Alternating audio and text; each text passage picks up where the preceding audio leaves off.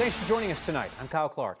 I'm Kim Christensen. Aurora Police is making it easier for officers to chase suspects.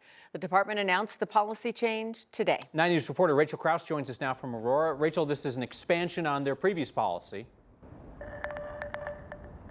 Yeah, Kyle and Kim, Aurora Police actually announced this today, but the policy took effect last week, and APD says this is about holding offenders accountable.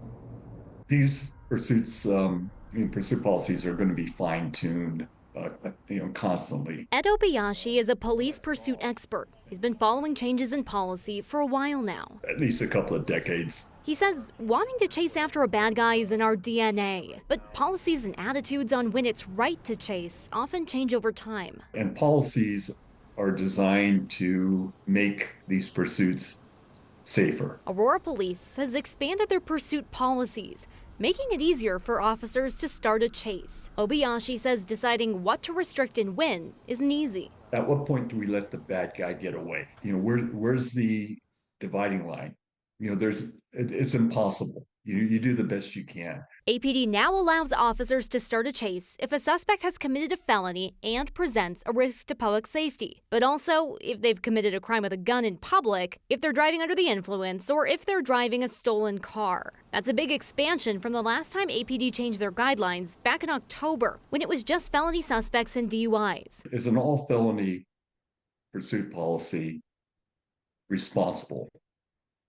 In other words, because there are some felonies that really just don't rise to the level of the risk versus benefit. Obayashi says while policies are important, the training that follows them is critical to keeping people safe in situations when adrenaline and speeds run high. You can have the longest, most detailed, instructive policy in the world, but there's no training to accompany the policy. The policy is useless. Now, Aurora is still under a consent decree from its handling of Elijah McClain's death, and the independent consent decree monitor says that Aurora is allowed to change its pursuit policy all on its own, but says they'll be watching very closely to see how this is implemented, making sure that chases are terminated when necessary to make sure that people's safety is being protected. They also say they're going to recommend that Aurora put dash cams on all patrol cars to ensure greater transparency from the department. Reporting live in Aurora, Rachel Krause, 9 News. What a way to start the week. Everybody's out loving this weather. Gorgeous, gorgeous day. Temperatures reaching into the 70s out at Cherry Creek State Park. People were taking in a little sunshine. Great day to skip work, Kathy, but here we are. Yeah. Yep. But you know what? If you didn't get a chance to get outdoors today and enjoy the beautiful weather, you get a chance tomorrow and Wednesday and Thursday. The next storm we're tracking doesn't come in until Friday. And it's quiet and mild out there. After a day with highs in the lower 70s, we had a few beautiful clouds stroll in this afternoon and a little bit of the Kelvin-Helmholtz clouds out there. Pretty sunrise, pretty sunset, and a day with temperatures very spring-like, and spring still 10 days away, the vernal equinox on the 20th. It's still 54 in Denver this hour. Winds are much lighter. All of the red flag warnings and the elevated fire danger concerns have ceased tonight. They've canceled out, but we do have a weak front that we're watching from the north that will come in, and that will generate a little bit of wind and some high cloud cover, but only cool us a few degrees tomorrow. All eyes on this storm system off the coast of California. It's a fast mover, but it is due in here on Friday and could certainly produce some mountain snow and maybe a little rain and snow for Denver. But the Friday storm is going to be all about the wind. Tonight and tomorrow, other than high clouds, mild and dry. Temperatures will bottom out in the mid-30s and then rebound nicely again above average tomorrow. We'll be talking about fire danger again, but later in the week, it's going to be all about the storm coming our way from the west. A Larimer County Sheriff's deputy is in the hospital tonight, recovering from a gunshot wound. The sheriff's office says the man who shot the deputy was also seriously hurt. 9 News reporter Janelle Finch has more on what led up to the shooting. We've been here in Aurora Park since about 4 p.m. Around that time, we saw that detectives were interviewing witnesses, including some kids. The Larimer County Sheriff's Office says a man is in custody and there's no threat to the public. This scene is the result of a failed traffic stop, according to the Larimer County Sheriff's Office. LCSO says 2 deputies attempted to stop a man on a motorcycle wanted on traffic violations in Fort Collins. The Sheriff's Office says the man didn't comply and drove onto the bike path in Aurora Park. Here, deputies say the suspect got off his motorcycle, and that's when there was a shootout between the man and the deputies. At least one deputy was shot and taken to the hospital. The sheriff's office says after the shootout, the man fell to the ground and deputies deployed a canine on him to get him away from his gun.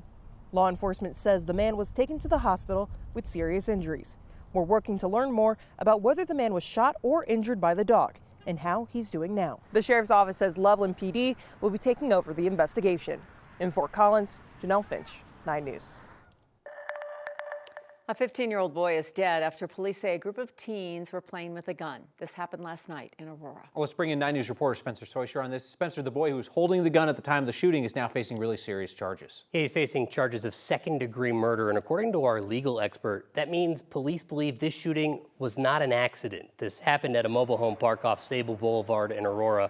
Police said a 15-year-old boy was playing with a gun when it went off, injuring himself and another 15-year-old boy.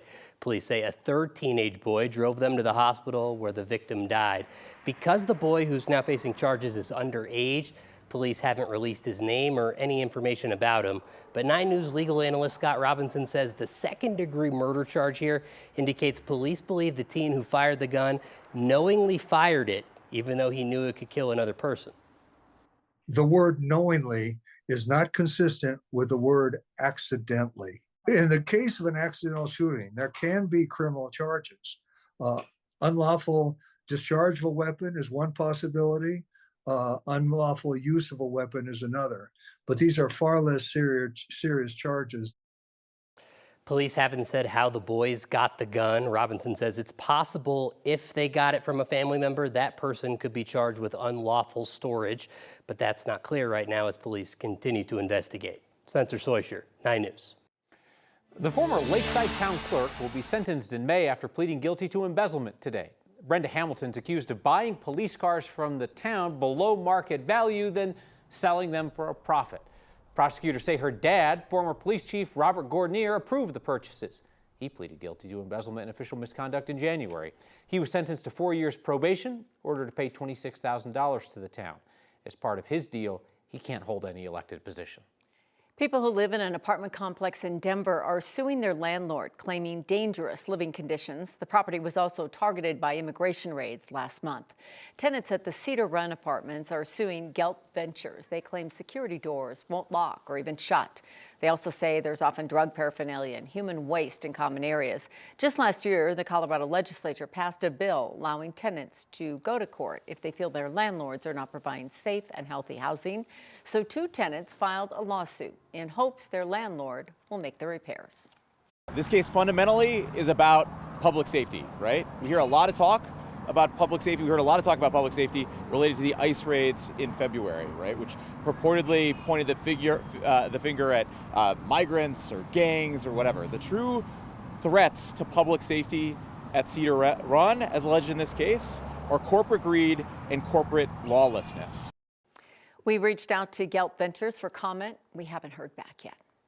The U.S. Forest Service wants to hire up to 50 temporary wildland firefighters and support staff this year. It's not clear, though, if that just represents the last of this year's hires or if it's actually a significant cutback in the number of firefighters this year. The agency said today they're trying to fill those positions to work across Colorado, Kansas, Nebraska, South Dakota, and Wyoming for this year. In a statement 5 months ago, they said they wanted to hire 200 firefighters covering the same area for the year. So it's not clear if the 50 positions they announced today are in addition to the 200, if they're the last of the 200, or whether this is a significant cutback in the number of firefighters. We reached out to the Forest Service looking for clarity.